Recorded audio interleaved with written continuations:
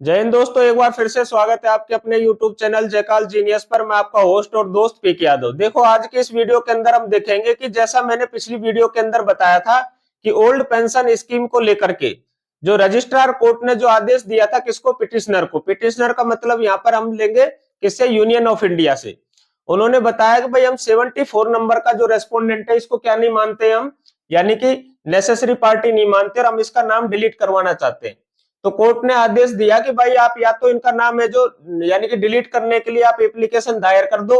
अगर आप 12/12/2025 से पहले यानी एप्लीकेशन मूव नहीं करते हैं तो फिर आपको क्या करवानी होगी? उसकी उसके लिए यानी कि सर्विस प्रोवाइड करनी होगी दोबारा से, फ्रेश पार्टिकुलर्स आपको यानी उसको देने होंगे और उसको सर्विस करवानी होगी। कब तक? 12/12/2025 तक।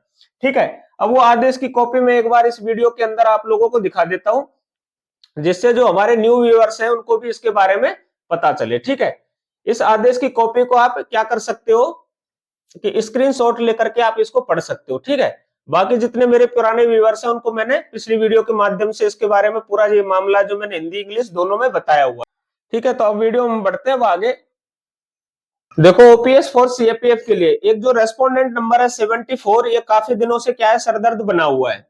तो अब इसके लिए जो एपिलेंट ने पिछले अपने यानी कि जो 5/12/2025 को जो रजिस्ट्रार कोर्ट के अंदर यानी समक्ष रजिस्ट्रार कोर्ट के समक्ष क्या हुई थी, सुनवाई हुई थी, उसके अंदर भाई एपिलेंट ने बोला था कि ये जो यानी कि थर्ड पार्टी है, इसका अननेसेसरी पार्टी है, इसकी कोई आवश्यकता नहीं है इस मैटर में, तो इसका नाम है जो इस केस से हटाया जाए। ठीक है।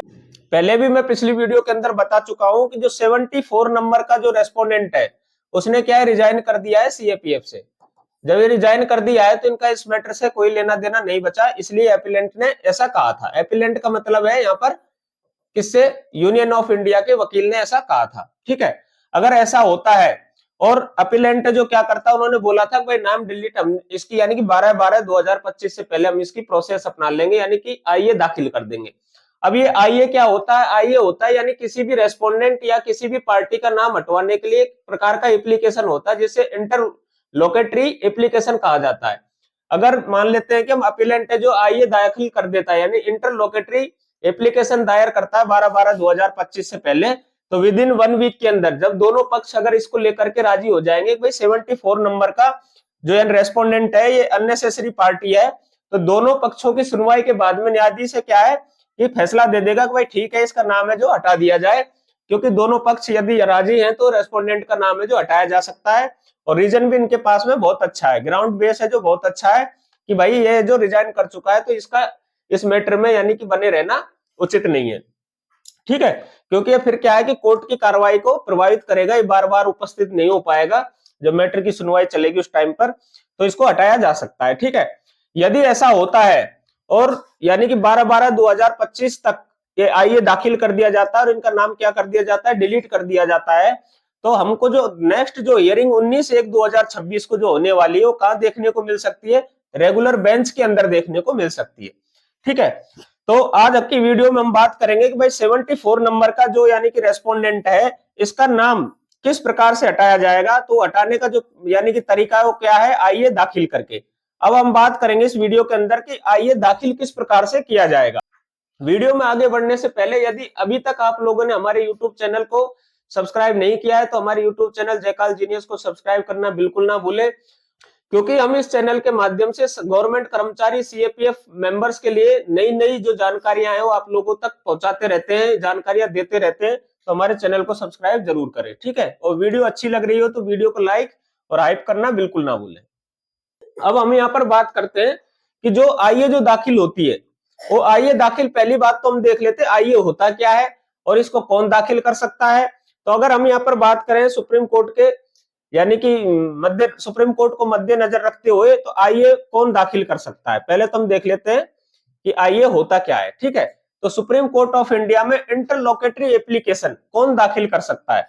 तो इंटरलोकेटरी एप्लीकेशन मुख्य केस जैसे एसएलपी, रिट पिटीशन, अपील आदि में यानी कि जारी की जाती है और ये निम्नलिखित व्यक्ति या पक्ष दाखिल कर सकते हैं। तो इसके अंदर देखो, केस के मौजूदा पक्षकार यानी कि पहला वह व्यक्ति जो यानी कि इस केस से जुड़े हुए हैं, जैसे पिटिशनर हो गए, अपीलेंट हो गए या रेस्पोंडेंट, यानी तीनों में से कोई भी आईए दाखिल कर सकता है। ठीक है, उदाहरण यानी उदाहरण के लिए अंतरिम स्टे या डायरेक्शन के लिए, ठीक है। दूसरा जो कौन दाखिल कर सकता है, तीसरा पक्ष यानी थर्ड पार्टी। थर्ड पार्टी कब करती है, यदि थर्ड पार्टी का किसी भी व्यक्ति का यानी कि हित प्रभावित हो रहा है इस मैटर को लेकर के, तो वो भी क्या कर सकता है, यानी आईए दाखिल कर सकता है, ठीक है। लेकिन थर्ड पार्टी कब करेगी, यानी कोर्ट की अनुमति से ही यानी आईए दाखिल कर सकती है, ठीक है। आईए का मतलब, कहने का मतलब ये हो गया कि आईए होता है इंटरलोकेटरी एप्लीकेशन, यानी किसी का नाम हटवाना या जुड़वाना। ये किसके माध्यम से होता है, इंटरलोकेटरी एप्लीकेशन के माध्यम से होता है, ठीक है। इसमें स्टे और बेल भी इसके अंदर यानी कि आते हैं, आईए के अंदर यानी आते हैं। अब महत्वपूर्ण नियम क्या है, देखो आईए दाखिल करने के, ये हम थोड़ा सा देख लेते हैं। महत्वपूर्ण नियम है कि आईए जो किसके थ्रू यानी कि दाखिल किया जाता है, वो किया जाता है एडवोकेट ऑन रिकॉर्ड, एओआर के माध्यम से दाखिल किया जाता है, ठीक है। ये सुप्रीम कोर्ट का रूल है 2013 के अनुसार, ठीक है। आमतौर पर विरोधी पक्ष के एओआर को एडवांस में कॉपी सर्व करनी होती है। जैसे मान लो कि आईए मान लो कि रेस्पोंडेंट की तरफ से अगर दायर किया जाता है तो उसकी एडवांस कॉपी किसको देनी होगी, यानी इसके विरोध में कौन है, अपीलेंट है, ठीक है। अपीलेंट है उनके विरोध में, ठीक। अगर कोई अपीलेंट देता है तो किसको देनी पड़ेगी, उनके विरोध के यानी वकील को, विरोधी वकील या विरोधी पार्टी को देनी पड़ती है, ठीक है, एडवांस में कॉपी, भाई हम आइए दाखिल कर रहे हैं, ठीक है। पार्टी इन पर्सन, बिना वकील के खुद भी यानी कि दाखिल कर सकता है, यानी कौन, अपीलेंट, वो किसके अनुमति से, कोर्ट की अनुमति से, ठीक है। संक्षेप में मुख्य रूप से केस के पक्षकार दाखिल करते हैं, लेकिन कभी कभार क्या कौन कर सकता है, थर्ड पार्टी भी इसके अंदर आइए दाखिल कर सकती है, ठीक है। अब देखो यानी रेस्पोंडेंट का नाम डिलीट करवाने के लिए आइए कौन और किस आधार पर दाखिल कर सकता है, इसकी पूरी प्रक्रिया अब हम आने वाली 2-3 स्लाइड के अंदर देखेंगे कि इसमें क्या क्या प्रोसेस है जो अपनाया जाता है, ठीक है। ये तो आपको पता लग गया। अब मैं यहाँ पर एक महत्वपूर्ण चीज बता देता हूँ, जो आइए जो दाखिल की जाती है वो कौन से रूल के तहत की जाती है, ऑर्डर 1 रूल 10/2 सीपीसी के तहत क्या है, इंटरलोकेटरी एप्लीकेशन दाखिल की जाती है। प्रावधान कोर्ट को अधिकार देता है कि वह किसी भी पार्टी का नाम हटा सके अगर वह इम्प्रॉपरली ज्वाइंड है, यानी गलत तरीके से जोड़ा गया है, ठीक है। अब इसके अंदर हमने पहले भी देखा कि कौन दाखिल कर सकता है, इसमें फिर से हम एक बार देख लेते हैं जिससे आपको स्पष्ट हो जाएगा, ठीक है, कि कौन दाखिल कर सकता है। आइए इसमें एक एक करके बताया हुआ है कि वो रेस्पोंडेंट खुद जो अपना नाम डिलीट करवाना चाहता है। सबसे आम स्थिति है, रेस्पोंडेंट है जो आइए दाखिल करके कह सकता है कि वह नेसेसरी या प्रॉपर पार्टी नहीं है और कोई रिलीफ उसके खिलाफ नहीं मांगा गया है या उसका कोई हित प्रभावित नहीं हो रहा है, ठीक है। यानी गलती से कोई आदमी जुड़ गया है तो वो रेस्पोंडेंट है जो खुद से अपना नाम डिलीट करवाने के लिए आइए दाखिल कर सकता है। दूसरा है इसके अंदर पिटिशनर। अगर पिटिशनर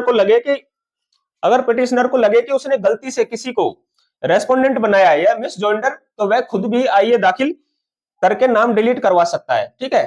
तो ये इसमें पिटिशनर को भी अधिकार है। इसके अलावा यानी कि और कौन दाखिल कर सकता है आइए, इसके अलावा यानी कोर्ट स्वयं भी क्या कर सकता है कि स्वतः संज्ञान लेके कोर्ट खुद भी क्या कर सकता है, आइए किसी का भी नाम डिलीट कर सकता है। तो यहां हम देखेंगे तीसरा जो यानी व्यक्ति है वो कौन है, कोर्ट खुद। अगर कोर्ट किसी भी स्टेज पर बिना एप्लीकेशन के नाम हटा सकता है अगर लगे कि पार्टी अनावश्यक हो, यानी कि कोर्ट को लगता है कि पार्टी अनावश्यक है तो खुद भी यानी खुद से अपना यानी नाम डिलीट कर सकता है किसी भी पार्टी का या रेस्पोंडेंट का, ठीक है।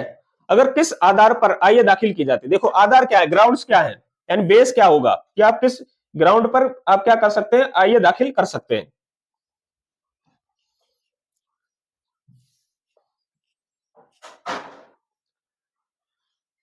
देखो तो यहां हम देखते हैं रेस्पोंडेंट नेसेसरी पार्टी ना हो, यदि रेस्पोंडेंट नेसेसरी पार्टी नहीं है तो आप आइए दाखिल कर सकते हैं।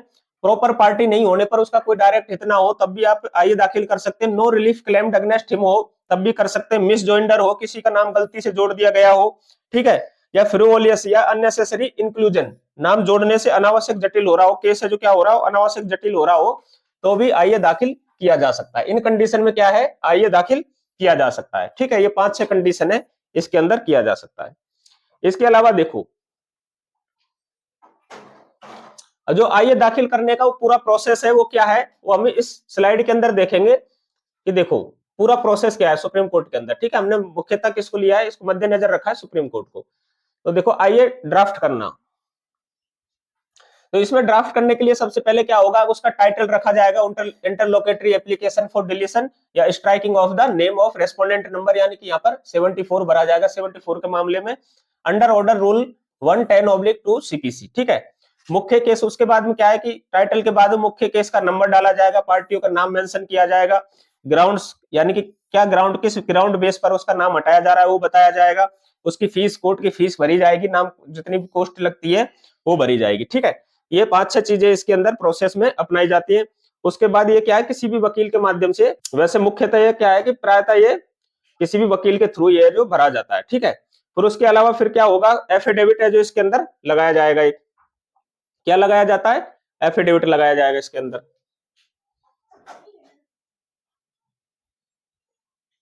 ये देखो, यानी एप्लीकेशन तो भर दिया, लेकिन अब इसके साथ क्या लगेगा, एफिडेविट लगेगा, यानी आईए के साथ एफिडेविट लगाए जिसमें फैक्ट्स स्पष्ट हो। ठीक है, ये स्वर्ण नहीं है, गलत लिख दिया, स्पष्ट हो, इसके अंदर फैक्ट्स जो यानी दिखाए जाएंगे एफिडेविट के साथ में, एओआर के माध्यम से फाइलिंग होगी इसकी। इसकी जो फाइलिंग है वो किसके माध्यम से होगी, यानी एडवोकेट ऑन रिकॉर्ड के माध्यम से होगी, यानी सुप्रीम कोर्ट में आईए एडवोकेट ऑन रिकॉर्ड एओआर ही दाखिल कर सकता है। ठीक है, सुप्रीम कोर्ट रूल्स 2013 के अनुसार। विरोधी पक्ष, यानी विरोधी पक्ष पिटिशनर या अन्य रेस्पोंडेंट के एओआर को एडवांस में क्या है, कॉपी सर्व करनी होगी आईए की। ठीक है, ये इसके क्या है, प्रोसेस है जो अपनाई जाती है। ठीक, इसके बाद जो लास्ट जो चरण बचता है वो कौन सा है, वो बचता है फाइलिंग फॉर प्रोसेसिंग और हियरिंग, ये 3 प्रोसेस बचते हैं। फिर अब इसके अंदर क्या होता है कि फाइलिंग और प्रोसेसिंग, यानी इसकी यानी कि आईए की फाइलिंग जो ई फाइलिंग, यानी इंटरनेट के माध्यम से या फिर फिजिकली खुद प्रस्तुत होकर भी फाइल किया जा सकता है।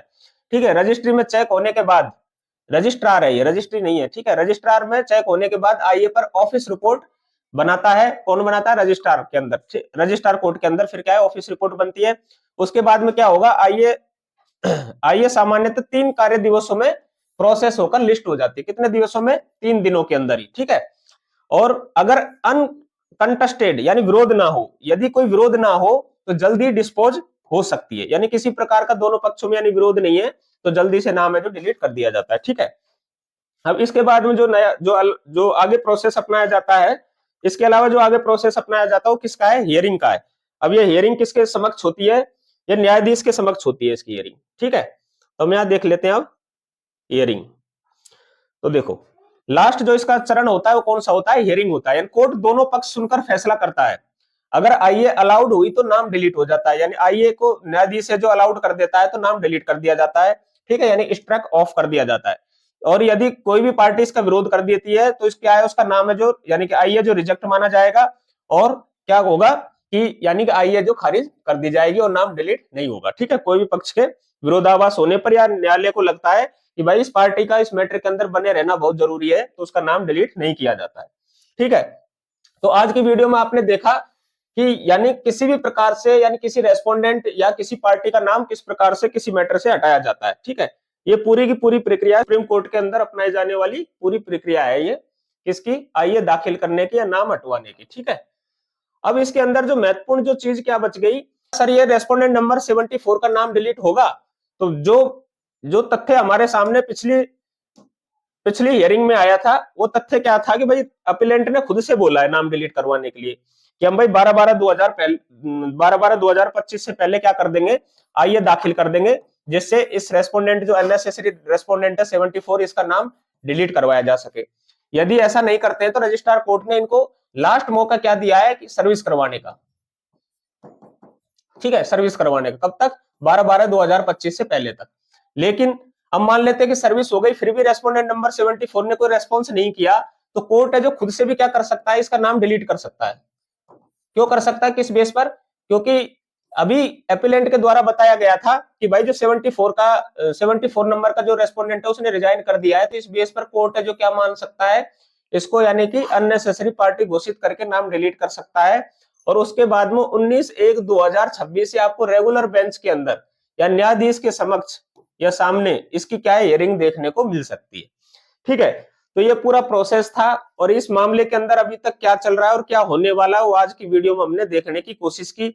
यदि फिर भी किसी भी प्रकार के कोई यानी पहलू छूट गए होंगे तो मैं किसी अन्य वीडियो के माध्यम से आप लोगों को जरूर अवगत करवाऊंगा, और कोई लेटेस्ट जानकारी मिलती है तब भी हम यानी क्या है कि आपको जानकारी देने की कोशिश करेंगे।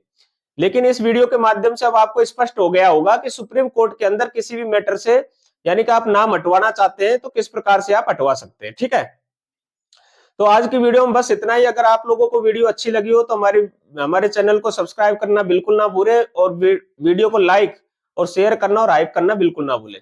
इन्हीं शब्दों के साथ मैं इस वीडियो को करता हूं यही समाप्त। जय हिंद, जय भारत।